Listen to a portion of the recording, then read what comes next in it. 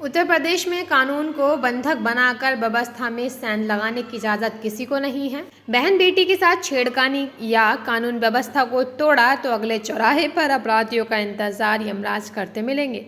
प्रदेश के मुखिया योगी आदित्यनाथ का यह बयान आजकल बहुत प्रभावशाली और चर्चा का विषय बना हुआ है, लेकिन यूपी के अपराधी इस बयान से भी आगे निकल गए हैं। वे न सिर्फ पुलिस को खुलेआम चुनौती दे रहे हैं, बल्कि वारदात को अंजाम देकर एक चौराहा तो दूर पूरा शहर पार कर निकल जा रहे हैं। हालात यह है कि दिन दहाड़े हो रही लूट के आरोपी भी पुलिस की पकड़ में नहीं आ रहे हैं, वहीं रैपिस्टों को पुलिस की शरण मिल रही है। ऐसा हम नहीं बल्कि यूपी में 8 दिनों में होने वाली 5 ऐसी घटना बता रही हैं, जहां पुलिस अभी तक अपराधियों को या तो तलाश कर रही है या आधा अधूरा खुलासा कर दिया है। इनमें से एक घटना में गार्ड की हत्या तक कर दी गई।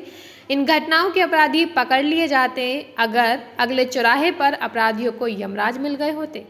इसके साथ ही बेटियों की इज्जत बचाने को लेकर बड़ा सवाल ये भी है कि जब पुलिस ही रैपिस्टों को शरण देगी तो बेटियां कहां जाएंगी।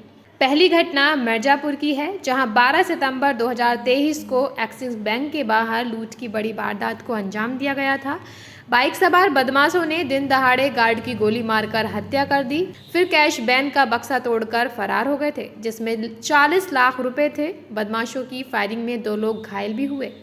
घटना के बाद पुलिस के साथ ही एसपी अभिनंदन दल बल के साथ मौके पर पहुंचे थे। ये वारदात कटरा कोतवाली क्षेत्र के बद्री कचरा में हुई। लूट की इस घटना को 8 दिन बीत चुके हैं। पुलिस का दावा है कि इसके खुलासे के लिए अभी तक 5000 से ज्यादा सीसीटीवी चेक किए जा चुके हैं। दूसरी घटना 17 सितंबर को पीलीभीत के बरेली नेशनल हाईवे पर बाइक सवार ने एक जनसेवा केंद्र पर 27,000 रुपए की लूट की थी। बेखौफ अपराधियों ने जनसेवा केंद्र के संचालक के परिवार पर तमंचा तानकर इस लूट को अंजाम दिया था।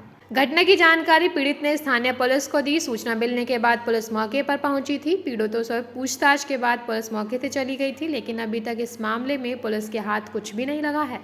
वहीं पीड़ित पक्ष न्याय मिलने का इंतजार कर रहा है। यहाँ भी अपराधियों को यमराज अगले चौराहे पर नहीं मिले।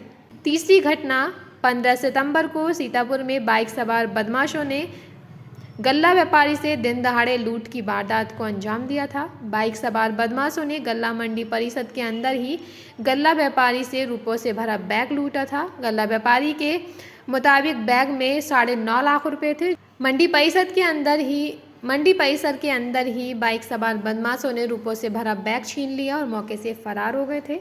पता चला कि बदमाश सीतापुर से निकलकर प्रयागराज तक पहुंच गए। हालांकि वहां की पुलिस के सपोर्ट से बदमाशों को पकड़ लिया गया, लेकिन पूरी रकम नहीं मिली। यदि यमराज सक्रिय होते तो बदमाश प्रयागराज तक नहीं पहुंचते।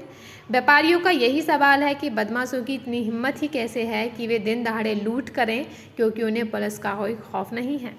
चौथी घटना सीतापुर में ही चौकीदार को बंधक बनाकर 5 बदमाश 40,000 की नकदी लूट कर ले गए।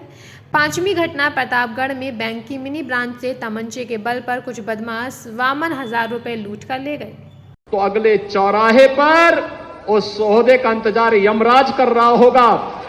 उसको फिर यमराज के यहां भेजते से कोई रोक नहीं पाएगा।